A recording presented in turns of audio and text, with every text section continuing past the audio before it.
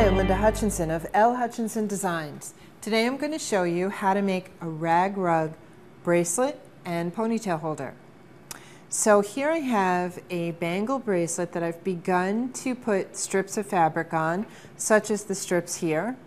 I also have a ponytail holder, a basic one that you can get in any drugstore, that I've begun to put the strips on as well. And this is how you make rag rug bracelets and ponytail holders. And I'm going to go ahead and show you how to do that. You just want to cut strips like this, basically just a couple of inches long, with a bit of a point on the ends. And they don't have to be even at all, just kind of an inch or so in width. And you take it and you bend it like this, so you have like a little loop formed there. And you wrap it around the item, whether it be the bracelet or the ponytail holder, it's the same procedure. You wrap it, you tuck those ends through that loop that you formed, pull them, and just slide it over, and there you go.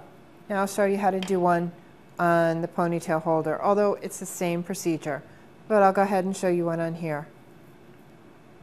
So now you take a strip, just bunch it up, bend it, form that loop, wrap it around the body of the ponytail holder.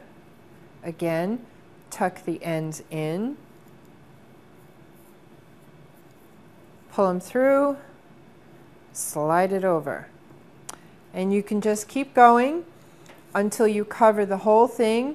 Or if you prefer, you can just leave part of it covered. For instance, with the ponytail holder, I prefer not to cover the whole thing because I find it a little trickier to put in the hair.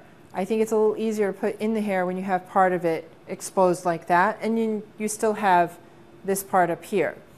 Same with the bracelet. If you're wearing a bracelet, sometimes you want to have the part where your wrist is leaning on a table, like if you're writing or something. You may not want to have that all full. It may be better to leave part of it exposed. That's a personal preference. You can do it either way. That's how you make a rag rug bracelet and ponytail holder. My name is Linda Hutchinson, and thank you so much for joining me. Bye-bye.